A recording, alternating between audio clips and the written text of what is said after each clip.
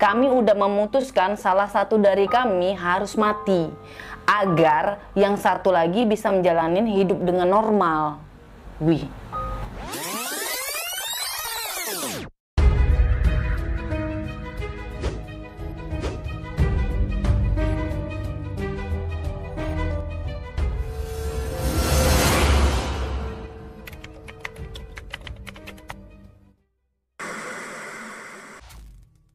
Wow, kabar? Jumpa lagi. Ya, sehat. Tahu kalian kenapa kami kali ini pakai baju kembar-kembar? Karena di episode kali ini kami mau bahas orang kembar-kembar. Oke, kayaknya kalau misalkan di benak orang punya kembaran itu kayak seru ya. Seru dong. Kayak misalkan aku nggak bisa di sini nih, udah kau jangan pergi ke sana. Iya. Kan? Kayak dulu ada ya boneka Pimenhat. Nah, atau itu kau pergi ke sana, aku pergi ke sana, Iya. bisa lebih dari satu malah ya. Tapi kayaknya itu zaman kita aja ya boneka Zaman Pimen tuh. dulu, mungkin sekarang udah pada nggak ngerti lah ya. Kalau Iya. misalkan kalian tahun 90-an, masa kecil kalian pasti dikawani boneka Pimen ya. Dan berhayal ya, Ya, berhalusinasi. tapi keseruan di dunia perkembaran sih, perkembarannya nggak seenak, nggak seindah yang kita bayangkan aja, weh. Oh ya. iya? Jadi seperti yang mau kami ceritakan kali ini, kembar, cewek, Iya. tapi aneh. Wah. Ya, bukan cuma aneh tapi ngeri. Ngeri. Oke, kita langsung aja ya. Oke, langsung kan aja supaya nggak terlalu lama nunggu, kita masuk Iya. ke cerita. June Ellison Gibson dan Jennifer Lauren Gibson lahir di Rumah Sakit Angkatan Udara di Aden, Yaman, Timur Tengah pada 11 April 1963 dengan selisih lahir 10 menit. Orang tua mereka, Aubrey Gibson dan Gloria, berasal dari Barbados yang merupakan bagian dari gelombang migrasi besar pasca perang dari Hindia Barat yang biasa disebut dengan generasi Windrush, di mana sebuah kapal mengangkut penduduk kulit hitam dengan jumlah besar menuju negara induk. Nah, Aubrey ini adalah seorang Anglofilia. Nah, buat yang belum tahu Anglofilia, itu seseorang yang sangat mencintai dan terobsesi dengan kebudayaan Inggris, Sud. Ya, jadi dia berharap di tempatnya nanti yang baru, keluarganya itu bisa hidup lebih baik. Padahal realitas sebenarnya pada masa itu tingkat rasisme di sana masih sangat tinggi, weh. Di mana orang kulit hitam, ya, tapi lebih hitam dari aku, ya, lebih dikucilkan. Pada tahun 1960, Aubrey diterima sebagai teknisi staf Angkatan Udara di Britania Raya, dan pada tahun 1963, jadi beberapa tahun setelahnya, itu dia dipindahkan lagi ke pos di Aden, dan beberapa bulan dari perpindahan dia lahirlah si kembar tadi, Su. Terus pada tahun 1967, si kembar ini memiliki adik perempuan bernama Rosie. Nah, waktu balita mereka memang agak telat nih ngomong si kembar tadi, dan di awal sekolah cara bicara mereka juga memang belum terlalu bagus. Tahun 1971, ketika si kembar berumur 8 tahun, ayahnya pindah tugas ke Devon, dan di sekolah yang baru si kembar diejek tanpa ampun karena mereka memiliki warna kulit dan sikap diam mereka yang agak aneh. Mereka dikasih julukan-julukan yang intinya menghina lah pokoknya. Kalau memang iya kan anak SD itu selalu anak ya. SD itu kan memang maunya ngejek-ngejek apa yang ada, ejek semua. Iya. Kalau dulu ejeknya orang tua. Iya. Oh, mama kok namanya si Joko gitu kan. Mama punya Joko. Tahun 1974, ketika si kembar berumur 11 tahun, ayahnya dipindahkan lagi ke Haverfordwest. Sehingga keluarganya juga ikut pindah, Sud. Nah, orang-orang di sini dikenal lebih rasis lagi, weh. Wow. Jadi, si kembar pindah sekolah kan ke Haverfordwest Country Secondary, di mana mereka menjadi satu-satunya siswa berkulit hitam yang membuat mereka menjadi lebih menarik diri lagi. Nah, disinilah keanehan-keanehan mereka mulai muncul, Sud. Jadi, mereka udah mulai diam dan nggak mau bicara sama siapapun. Melakukan kontak mata dengan orang lain aja pun udah nggak mau lagi nih. Guru-guru mereka itu memperhatikan si kembar ini selalu melakukan banyak hal secara bersamaan. Misal, si June jalan pakai kaki kanan duluan, si Jennifer pun sama nih. Jadi taktuk kakinya sama. Terus kalau misalkan si June jalan sambil nunduk, si Jennifernya pun sama, jalan sambil nunduk. Mungkin kalau pakai tangan gini, tangannya juga sama. Ya, kayak anak paskibra, anak pramuka. Oh iya. Dibuat orang ini. Nah, dari semua perlakuan kawan-kawannya di sekolah, apakah kira-kira membuat mereka itu pengen curhat ke orang tuanya? ya nggak sama sekali weh. Bahkan ke orang tuanya pun mereka itu sama sekali nggak mau ngomong. Mereka ini betul-betul menarik diri dari siapapun weh. Kalaupun ngomong ya cuma mereka berdua aja. Itu pun mereka pakai bahasa aneh yang cuma mereka berdua aja yang tahu weh. Nggak ada satupun yang bisa ngerti. Sampai pernah pada suatu hari nih karena penasaran, mamanya itu coba untuk ngupingin mereka dari luar kamar ketika si kembar ini lagi ngobrol nih. Kayak tetangga ngupingin ya. Tetangga nguping lah mungkin. Cuman ini versi mama nguping anak. Iya. Tapi pas nguping, ya dengar orang tuh ngomong, tapi nggak ngerti orang tuh ngomong apa. Dia itu bahasa apa orang Ya itu? itulah, cuma mereka berdua yang tahu. Mungkin kalau zaman sekarang, kalau misalkan zaman dulu kalau ku taksir ya kayak, ingat kok, yang bahasa apa sih? Kagau. Oh, bahasa G, bahasa alay. Nah, dari semua orang, mereka ini cuma mau ngobrol sama adiknya tadi, yang namanya si Rosi tadi. Si Rosi. Nah, karena memang mereka ini seneng punya adik. Jadi kayak dijadikan main bareng boneka lah. Oh, bonekanya. Kan waktu itu suka main boneka. Ya, punya adik juga, ya udah. Adiknya mungkin dijadikan boneka atau apa, nggak ngerti lah. Adiknya disuruh bergerak atau diam aja kayak boneka? Bergerak, tetap ngobrol. Terus ngobrol? Ngobrol. Bahasanya? Ya bahasanya bahasa asli orang gitu. normal, tapi sekedar aja. Mungkin dikit-dikit aja entah pakai bahasa isyarat atau apa, pokoknya dia cuma mau berinteraksi sama adiknya. Terusnya lagi, mereka itu juga punya kebiasaan atau ritual aneh di mana mereka buat perjanjian kayak jadwal gitu. Jadi siapa yang harus bangun duluan, siapa yang harus bernapas duluan. Misal hari ini jadwalnya si Jennifer lah yang harus bangun duluan dan bernapas duluan. Jadi si Jun itu nggak boleh tuh bangun dulu, dan apalagi sampai bernapas duluan. Nggak, tunggu si Jennifer udah bangun, udah napas baru dia boleh dan bangun. mereka kompaan? Kompa, itu memang terjadi selalu. Wow. Kalian bayangin aja loh, sampai bernapas aja pun mereka tentukan. Terus coba. buang angin. Ya mungkin juga. Aku nggak mau lah jadi kembaran dia kayaknya. Kentut baru kau. Iya, enggak lah. Karena begitu banyak keanehan dari sekembar ini, membuat kawan-kawannya di sekolah semakin ngebully mereka, karena merasa terganggu dengan tingkah pola si Jun dan Jennifer ini, Iya. Sampai-sampai pihak sekolah itu selalu memulangkan si kembar 5 menit lebih awal dibandingkan siswa-siswa yang lain. Oh, kalau aku tahu dari sekolah cerita ini, memang aku tingkahku aneh di sekolah, biar dipulangkan awal. Aku aneh ya. Nggak, jadi mereka ini kenapa dipulangkan lebih cepat? Supaya menghindari bulian dari siswa-siswa yang lain. Jadi kan mereka pulang duluan, baru nanti kawan-kawannya nyusul, mereka udah nggak ketemu lagi nih. Gitu. Pinter juga gurunya ya. Ya, cari solusi. Mungkin gurunya muak juga. Pada tahun 1976, seorang petugas medis bernama John Reese datang ke sekolah untuk melakukan vaksinasi ke siswa-siswa. Masuk lagi giliran si kembar ini kan. Jadi pas disuntik, si kembar ini sama sekali nggak bereaksi, Oh, aku kira bereaksi malah. malahan. Jadi memang disuntik, dia aja gini. Nggak ada yang merasa sakit? Merasa sakit tidak, kesenangan tidak, ketakutan tidak, apapun tidak. Jadi tidak bereaksi sama sekali, ya kayak boneka didudukkan, kita cucuk suntik, udah diam aja gitu. Siap disuntik, udah pergi ya. Karena si John Reese ini ngerasa aneh, dia diskusilah sama kepala sekolah kan, dan dia kasih tahu nih kalau ada yang nggak beres sama si Jennifer dan si Jun. Karena reaksi mereka nggak kayak anak-anak pada umumnya ketika disuntik. Iya betul. Kemudian John Reese merujuk kasus tersebut ke Evan Davis.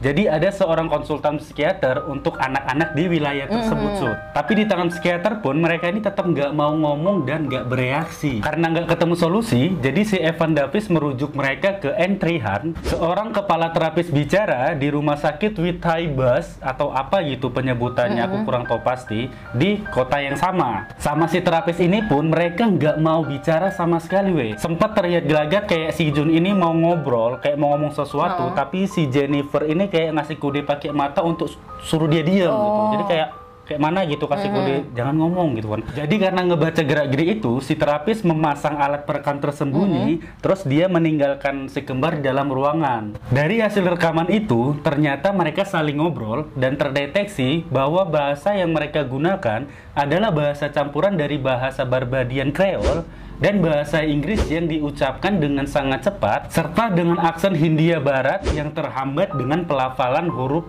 S. Jadi mungkin kan kalau di kita ada tuh orang yang celat itu ngomong R nggak bisa kan? Oh, R. Nah, kan ada juga orang yang ngomong S-nya agak susah, S. Mungkin mereka itu kayak gitu, udah ngomongnya campur-campur bahasa lebih cepat dan ada beberapa huruf yang nggak terdengar dengan jelas gitu. Feci misalkan contohnya. Oke. Hasil dari pemeriksaan psikologinya juga ternyata mereka masuk ke kategori orang yang jenius, Sud. Wow. Ya, jadi bukan sekedar cerdas lagi, makanya mereka itu bisa merangkai bahasa-bahasa iya, tadi betul. dan mengucapkan dengan sangat lancar. Dan orang dengan IQ standar kayak kita ini nggak akan bisa menerjemahkan omongan mereka. Iya, IQ standar ya, bukan jongkok. Standar lah, jangan jongkok. Standar. Dari serangkaian hasil terapi, diputuskan bahwa si kembar harus dipisahkan karena diduga saling terikat satu sama lain. Mereka dikirim ke asrama khusus Esgate di Pembroke dan yang satunya lagi di St. David's. Setelah dipisahkan, bukannya membaik, malah makin parah. Si Jun jadi sakit-sakitan dan nggak mau bergerak. Kayak mana coba? Tadinya nggak mau ngomong, sekarang kamu nggak mau gerak. Wah, makin parah. Sehingga pada tahun 1979, ketika mereka berusia 16 tahun, mereka dikembalikan ke rumahnya. Jadi ketemu lagi kan si kembar ini. Nah, terus apakah mereka mau ngomong normal kira-kira? Iya, harusnya. Harusnya, tapi ternyata memang enggak sama sekali. Tidak merubah sama sekali. Ya, jadi jangan harap kalian bisa ngobrol sama si kembar tuh. Kayak nggak ada yang bisa mendidik mereka kecuali dirinya ya. Pusing. Nah, begitu udah sampai rumah, udah sama-sama lagi kan. Kelakuannya itu makin parah, nggak mau keluar kamar malahan. Lah. Kalau makan, makanannya itu harus diantar. Jadi diletak di bawah pintu, nanti mereka tuh yang ngambil. Terus kalau misalkan butuh sesuatu, mereka itu tulis surat tuh. Jadi suratnya ditinggalkan di mana gitu. Nanti bapak atau mamanya baca. Jadi misalkan nih, nanti malam jam 8 malam kami mau nonton Indosiar misalnya. Menangis. Ya, jadi mereka tulis surat itu jam sekian harus bukakan TV, tolong hidupkan TV dan biarkan pintu terbuka. Kami mau nonton dari kamar. Jadi jarak jauh tuh nontonnya gitu, tetap nggak keluar kamar. Memang aneh. Memang aneh. Kalian kembar, aneh. Terus lagi mereka itu di kamar main boneka-boneka lamanya mereka, Sud. Masa-masa orang itu kecil. Masa-masa mereka kecil lah, Normalnya anak perempuan itu kan boneka-bonekanya dikasih nama kan. Iya. Nah, memang sih mereka juga kasih nama, tapi bukan cuma nama aja yang dituliskan di boneka-boneka itu. Jadi? Ya, jadi di masing-masing bonekanya, mereka itu buat nama, terus kapan mereka mati, terus kenapa penyebab kematiannya. Ya, jadi misal nih ada boneka yang mereka kasih nama Suketi, meninggal pada usia 9 tahun karena usus buntu. Kayak ada di bawah tulisan. Terus ada lagi misal satu lagi boneka namanya Bokir Kecut. Bokir. Usia mati di 10 tahun, mati karena usus turun. Oh iya. Gitu. Bokir usus turun. Misal Kir. Jadi pas Natal si kembar ini dapat kado Natal dari mamanya, ya masing-masing dapat buku diari lah, karena kan mereka memang suka nulis, Jadi senang lah si kembar ini kan. Nah, rajin tuh mereka tuh nulis-nulis sampai akhirnya mereka menulis cerita-cerita fiksi. Tapi bukan Jun dan Jennifer namanya kalau misalkan nggak ada hal-hal aneh dari setiap tindakannya, Iya. Ya. Apa tuh? Ya. Jadi yang mereka tulis itu bukan cerita fiksi anak remaja yang berbau cinta-cintaan atau romansa-romansaan, bukan, Loh, harusnya gitu ya? Harusnya kayak gitu. Tapi yang mereka tulis adalah cerita-cerita fiksi yang berbau tentang kriminal, kejahatan, kekerasan, yang kayak gitu-gitulah pokoknya. Coba, harusnya anak remaja tuh pikirannya kan nggak sejauh itu. Iya, harusnya indah kan? Nah, yang indah-indah. Tapi kayak gitulah orang kembar satu ini. Tapi berjalannya waktu, tulisan-tulisan mereka ini dijadikan novel, karena memang mereka ini punya keinginan mau jadi penulis terkenal lah. Laku gitu. novelnya? Enggak. Lah, udah duga. Nggak boleh gitu. Ya, kayak gitulah pokoknya nggak laku lah. Karena novel-novel yang nggak begitu laku, memicu emosional yang nggak stabil antara keduanya, Jok. Mereka sering berdebat yang parah, saking parahnya kalau udah berantem sampai cakar-cakaran, tunjang-tunjangan, dan segala macam lah, ngeri ya. Sempat suatu hari ketika berantem, si Jennifer ini sampai nyekek leher si Jun, Nggak puas pakai tangan, terus si Jun ini lehernya dililit tali sama si Jennifer saking mau ngebunuhnya. Cuman ketahuan sama mamanya, jadi dipisahkan lah. Habis itu balikan lagi lah, peluk-pelukan lagi kayak nggak ada kejadian. Menurut kau kayak mana? Nggak aneh ya? Ya, orang kembar kayak gitu. Oh iya, orang kembar kayak gitu. Terus pas berantem lagi, gantian nih. Si Jun menenggelamkan kepala si Jennifer ke dalam bak mandi. Hampir kehabisan napas, tau kau. Ih, ngeri lah ini orang ini berdua. Nggak sampai hati. Gitu aja lah, terus-terus orang itu. Terus di usia 19 tahun mereka udah mulai nakal nih. Udah mulai mengenal alkohol, narkoba, dan juga mulai mengenal laki-laki. Jadi laki-laki yang mereka suka ini abang beradik kandung berkulit putih asal Amerika. Ngedet lah mereka. Udah kayak orang-orang yang normal-normal itulah. Ngomong tapi itu ya. Hah? Ngomong ya. Ngomong. Nah, ini nih weh yang paling seru menurut aku. Iya, paling seru. Saking kalapnya, si kembar ini sampai merelakan keperawanannya weh untuk abang beradik itu, Jo. Dan kalian mau tahu weh mereka melakukannya di mana? Di dalam gereja, tepatnya di mimbar gereja. Wih. Ya ampun weh, nggak ada akhlak. Oi, Jennifer Jun. Beberapa waktu berlalu si abang beradik ini tiba-tiba menghilang dan kabarnya mereka kembali ke Amerika. Tambah stres lagi lah si kembar ini, frustasi lah. Karena merasa keperawanannya udah dia. Iya iyalah bang, ih jahat. Nah karena masalah ini tindakan mereka tambah brutal weh. Selain mabuk-mabukan mereka juga mencuri, memecahkan kaca rumah orang, merusak telepon umum. Bahkan yang terparah mereka sampai membakar 2 gedung demi melampiaskan amarah mereka. Gila-gila kan? Semua tindakan kriminal ini dilakukan dalam waktu 5 minggu weh. 5 minggu tuh sebulan lebih 1 minggu. Kemudian mereka merencanakan pembakaran gedung ketiga. Tapi aksi kali ini ketahuan sama polisi yang lagi berpatroli. Sehingga mereka berdua diamankan lah. Alhamdulillah. Iya. Kau kasihan? Biasa aja. Biasa aja. Atas kasus ini mereka diadili weh. Dari serangkaian penyelidikan mereka didakwa atas 16 tuduhan perampokan, pencurian, dan pembakaran. Hasil sidang menetapkan mereka tidak dipenjara. Wih.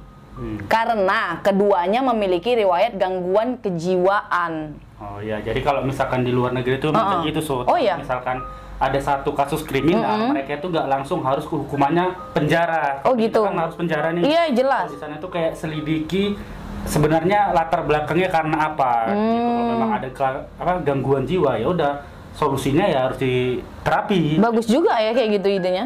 Harusnya ya. Karena nggak dipenjara, jadi mereka dikirim ke Broadmoor Hospital, tempat di mana para pelaku kriminal tergila yang memiliki tingkat keamanan paling maksimal. Berarti memang dianggap kriminal paling gila. Iya gila, memang gila kan. Nah, kelakuan aneh-aneh mereka nggak berhenti sampai di situ aja, Jok. Di dalam rumah sakit pun mereka masih melakukan tindakan-tindakan yang tidak logika. Jadi kamar mereka ini kan dipisah nih dari ujung ke ujung. Nggak bisa jumpa kan? Nggak bisa jumpa kan weh, dari ujung ke ujung. Tapi mereka itu bisa melakukan satu kegiatan aneh-aneh yang sama di tempat yang berbeda. Yang membuat para dokter dan suster heran, ini orang ngapain sebetulnya? Kok bisa kayak gitu? Contohnya nih, misalnya si Jun lagi geleng-geleng. Kayak mana geleng-geleng ya? Iya geleng-geleng ya, geleng-gelengan kepala. Nah, pas si suster lewat di kamar si Jennifer juga lagi geleng-geleng. Iya. Terus misal si Jun lagi nempel ke dinding, ya ampun, nempel ke dinding kayak cicak-cicak itu weh. Si Jennifer pun juga nempel di dinding. Iya. Siampu. Ya sekembar-kembarnya kalian nggak kayak gitu juga lah ya kan. Terus kan ada lagi nih weh. Mereka ini jadwal makannya kan dipisah nih. Maksudnya dipisah itu jamnya. Misalkan si Jun jam 10, si Jennifer jam 11. Tapi yang buat bingung, kalau si Jennifer makan di hari itu, si Jun gak akan makan dan gak akan keluar kamar di hari itu. Iya, di hari yang sama. Kan harusnya keluar. Iya kan? Tapi dia gak keluar. Nah, dia malah keluar di esok harinya. Baru dia makan. Jadi mereka ini gak akan jumpa nih. Gak akan pernah jumpa nih. Terus kalau besoknya, lusanya siapa yang? Si Jennifer. Besoknya lagi si Jun. Oh, mereka ganti-gantian tiap hari? Iya. Hari ini si A, si B-nya nggak pulang, gantian besoknya. Iya, tapi kan nggak makan kan? Satu hari itu kan, di antara mereka. Oh iya. Tapi ketika orang itu makan, di esoknya, orang itu tuh kayak kecongoan gitu makannya. Makan untuk berdua ya? Iya, itu. Yang buat bingungnya lagi kan, weh. Mereka itu kapan ya buat kesepakatannya? Sementara nggak pernah dijumpakan. Oh iya ya? Iya. Oh mungkin gini, kan kalau orang kembar tuh kontak batinnya kuat nggak? Alah, Apa kayak gitu? Nggak sampai segitunya juga. Iya, nggak sampai segitunya. Kayak punya telepati malah. Mungkin orang itu memang ada kelebihan ya dari kandungan tuh. Kelebihan apa? Hormon? Iya, nggak ngerti. Nah, lanjut. Karena berita tentang si kembar ini cukup ramai, orang jurnalis investigasi dari The Sunday Times di London bernama Marjorie Walsh tertarik untuk mempelajari kasus si kembar. Dia memutuskan berkunjung ke rumah orang tua si kembar untuk wawancara. Singkat cerita, setelah ngobrol dengan orang tua si kembar, Marjorie meminta izin untuk masuk ke kamar si kembar. Dan dia menemukan buku harian serta novel-novel hasil karya mereka. Marjorie sempat membaca buku harian si kembar dan ternyata yang mengejutkan, di beberapa buku diari tertulis kalimat-kalimat kebencian satu sama lain. Jadi kayak aneh ya, mereka saling sayang dan terlalu erat, tapi mereka saling benci juga gitu. Karena si Marjorie agak bingung, dia memutuskan untuk jumpa langsung dengan si kembar. Datanglah dia ke Broadmoor Hospital dan diizinkan untuk bertemu si kembar. Di awal pertemuan itu, si kembar nggak mau sama sekali merespon si Marjorie. Jadi, cuman diam, menunduk, ya kayak patung-patung gitu yang di plaza-plaza gitu ya. Karena nggak direspon, Marjorie coba membahas kalau dia udah ngebaca diari dan novel-novel mereka, weh. Abis itu, si Jun langsung dengak ke atas. Tahu kan? Kayak yang terkejut gitu, sambil bilang, "Oh ya? Apa kau menyukainya?" Gitu. Kan berarti dia langsung bereaksi. Iya, bereaksi kan tumben nih. Gara-gara disinggung soal itu tuh. Iya, kesenangan gitu kayaknya mereka kan. Habis si Jun merespon, si Jennifer pun ikut nyamber. Dan kalian mau tahu mereka langsung ajak si Marjorie ngeteh dan ngobrol-ngobrol kayak geltok-geltok gitu. Ini terjadi bertahun-tahun sampai mereka menjadi sangat dekat dan Marjorie jadi kawan curhat mereka, Jo. Jadi akrab ya? Akrab. Cari. Sahabat lah, kan geltok. Hey. Jadi, beberapa lama kemudian, Marjorie ini membuat pengajuan banding untuk meringankan kelas perawatan si kembar. Karena Marjorie merasa mereka bukan pelaku kriminal yang berbahaya, melainkan hanya sebatas kenakalan remaja, weh. Beberapa waktu setelahnya, pengajuan Marjorie dikabulkan dan si kembar akan dipindahkan ke klinik Caswell, kelas perawatan yang lebih rendah, Jok. Terus Marjorie datanglah kan ke si kembar untuk menyampaikan kabar gembira ini, weh. Ngobrol-ngobrol lah mereka. Kayak iyalah, geltok itulah menggosip-gosip lah mereka kayak sahabat karib. Di tengah obrolan, weh, ini yang paling seru nih dan mencekam. Kenapa menjelekkan sesama? Oh tidak. Tidak. Kok kira? Oke, tiba-tiba si Jennifer ngomong nih, "Marjorie, saya harus mati." Katanya gitu. Ya ampun. Marjorie pun menganggap ini sebagai lelucon. Iyalah kan, kayak lelucon aja kan gitu kan. Jadi Marjorie ini merespon lah omongan si Jennifer ini. Marjorie ngomong gini, "Apanya kau? Sakit enggak? Apa-apa enggak? Umur pun masih muda, tiba-tiba mau mati pula," gitu kan. Namanya bercandaan kawan kan, nyambut-nyambut bercandaan. Terus Jennifernya jawab lagi, "Enggak, ini memang serius. Kami udah memutuskan salah satu dari kami harus mati, agar yang satu lagi bisa menjalani hidup dengan normal." Wih, kayak film-film apa gitu ya. Mendengar ucapan si Jennifer, Marjorie cemas. Dia langsung menghubungi dokter untuk lebih mengawasi mereka. Takutnya kan, entah mereka coba bunuh diri atau apalah kelakuan anehnya. Kan aneh kan mereka itu kan. Nah weh, di hari perpindahan ke klinik Caswell, mereka udah dijemput kan nih sama mobil. Pas keluar dari Broadmoor Hospital, mereka kan rangkulan gitu kan. Pas mau masuk mobil, si Jennifer ini merosot dari rangkulannya si Jun dan dalam keadaan pingsan, weh. Mereka dibantulah nih masuk ke dalam mobil. Begitu sampai di Caswell, si Jennifer itu belum sadarkan diri, Jok. Jadi kan weh, pas diperiksa, pada pukul 6.15 malam, Jennifer dinyatakan meninggal dunia dalam usia 31 tahun. Penyebab kematiannya masih menjadi misteri, weh. Karena hasil otopsi mengungkapkan Jennifer mengalami miokarditis akut, keadaan di mana ada peradangan pada jantungnya. Tapi tidak ditemukan kandungan racun, nggak ada tanda-tanda kekerasan, ataupun riwayat penyakit lain sebelumnya, weh. Dan kata-kata terakhir Jennifer sebelum meninggal adalah, "Akhirnya kita keluar." Orang tua si kembar sempat menuntut pihak Broadmoor Hospital karena diduga lalai melakukan perawatan, we. Tapi ya balik lagi, we. Semua perawatan, makanan, vitamin, obat-obatan yang diberikan ke si kembar itu sama dan sesuai dosis. Jadi tuntutan orang tuanya si kembar lemah. Jennifer terkubur di bawah nisan yang diukir dengan kalimat puisi yang bertulis, "Kami pernah dua, kami berdua membuat satu, kami tidak lagi dua, melalui hidup yang menjadi satu. Beristirahatlah dengan damai."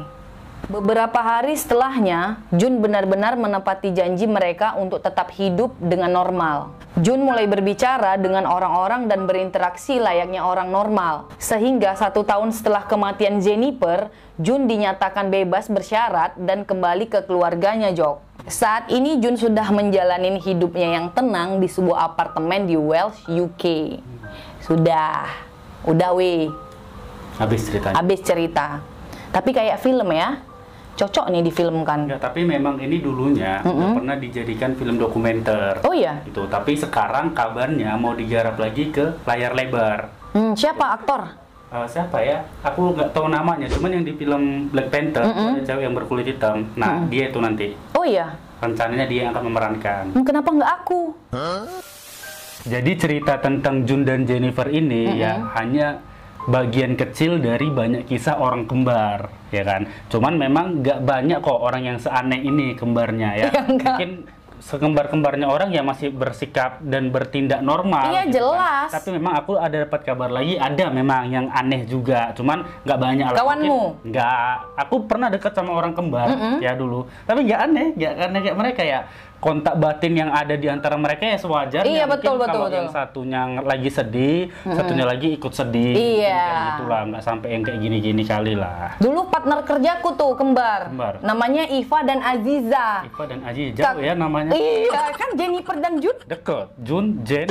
Oh ya Jun, Jen. Iya kayak mana nanya Pak? Ya udah jadi kakaknya demam, nah dianya demam juga tuh. Juga, bukan ikut-ikut demam ya? Bukan ikut-ikut, tapi nggak ngerti ya. Kakaknya lagi gini-giniin jilbab, dia gini-giniin jilbab juga nggak ngerti tuh.